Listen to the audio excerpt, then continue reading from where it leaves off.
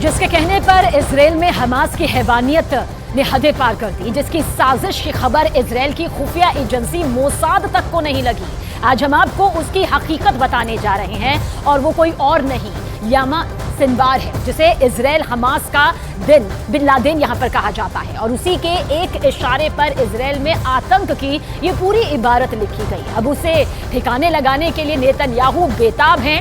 Israel उसके खात्मे के लिए ताबड़तोड़ हमले भी यहाँ अब कर रहा है।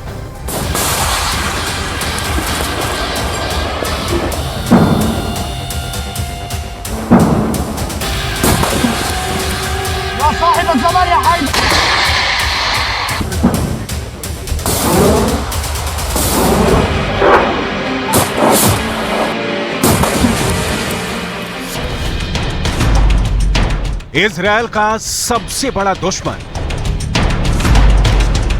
गाजा में हमास का बिन लादेन। नेतन्याहू करेंगे हमास का सर्वनाश।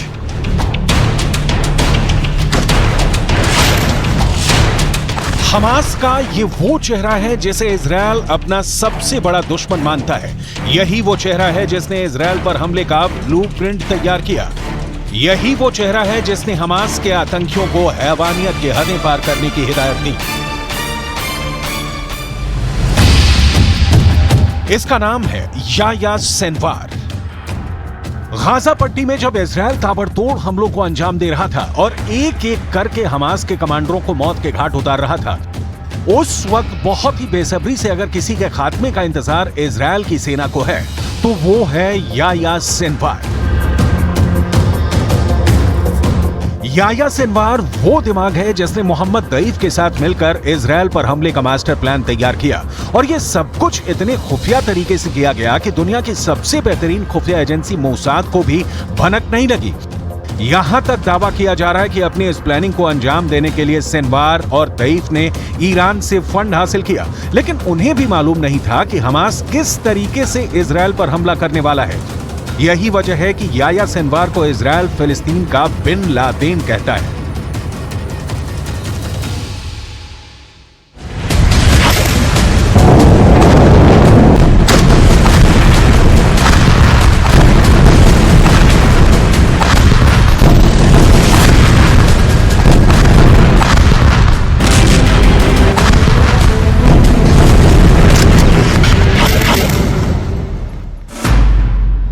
हमास का शैतान दिमाग, 60 साल का याह्या सिनवार गाजा में हमास का हेड है। सिनवार ने इजराइल की जेल में बिताए हैं 24 साल। 2011 में एक इजरायली सैनिक के बदले रिहा हुआ। 7 अक्टूबर के हमले में मारे गए 1300 इजरायलियों का कातिल। 7 अक्टूबर के हमले का मास्टरमाइंड है सिनवार। सिनवार को खान यूनिस का कसाई कहा जाता है। हमास के मिलिट्री यूनिट का चीफ है सिनवार।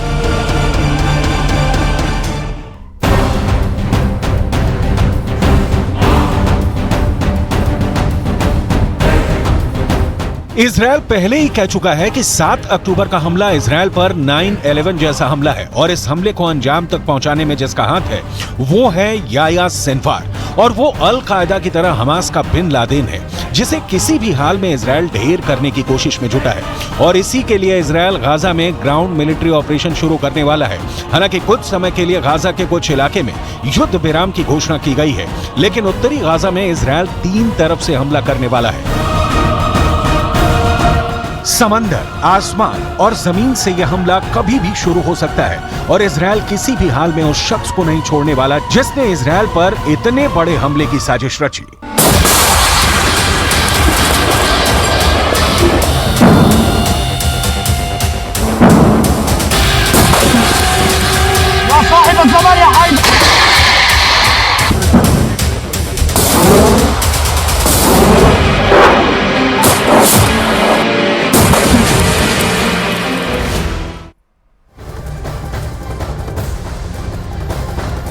गाजा पट्टी पर इजराइल जमीनी जंग की तैयारी कर चुका है।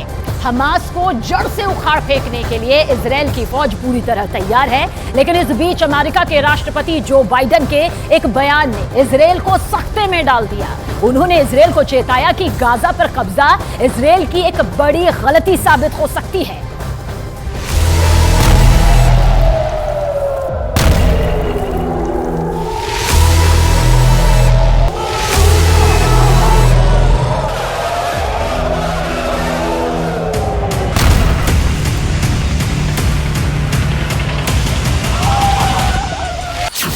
अमेरिका की इजरायल को बड़ी चेतावनी।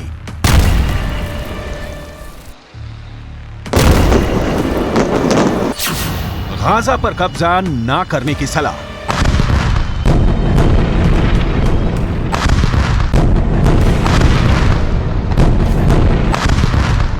गाजा पर लगातार हमले हो रहे हैं। इजरायल का दावा है कि वो गाजा पट्टी में आतंकी ठिकानों को निशाना बना रहा है, लेकिन जिस तरह की बर्बादी और तबाही की तस्वीरें सामने आई हैं, उससे संयुक्त राष्ट्र ने इजरायल के ऑपरेशन पर सवाल उठाए।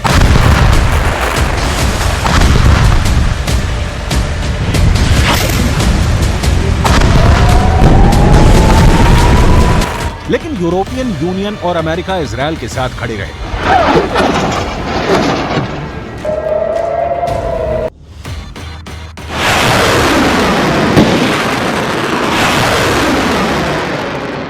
इस बीच इजरायल उत्तरी गाजा में ग्राउंड ऑपरेशन शुरू करने का ऐलान कर चुका है और गाजा शहर के साथ ही उत्तरी गाजा में रहने वाले आम लोगों को जगह छोड़ने का अल्टीमेटम दे चुका है। वहीं गाजा में ज्यादा बड़े इजरायली इलाके को क्लोज्ड मिलिट्री जोन घोषित कर चुका है। जाहिर है इजरायल गाजा में जमीनी अटैक करता है तो वहां उसे कई महीनों तक जंग लड़नी पड़ सकती है। और द न्यूयॉर्क टाइम्स ने इजरायली सेना के अधिकारियों के हवाले से दावा किया कि इजरायल जमीनी ऑपरेशन के बाद गाजा में कब्जा कर सकता है। हालांकि ये साफ नहीं किया कि इजरायल ये कब्जा स्थायी तौर पर करेगा या फिर महज कुछ समय के लिए।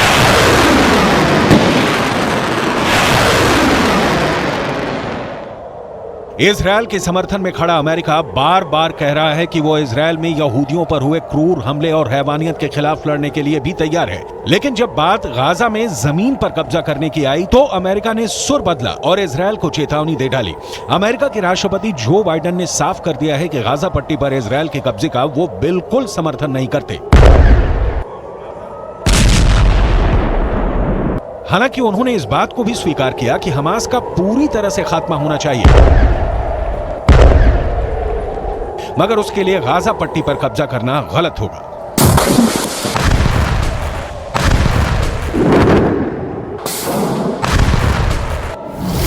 मुझे लगता है कि यह एक बड़ी गलती होगी। हमास और हमास के चरमपंथी सभी फिलिस्तीनियों का प्रतिनिधित्व नहीं करते हैं। मुझे लगता है कि इजरायल के लिए गाजा पर फिर से कब्जा करना एक गलती होगी।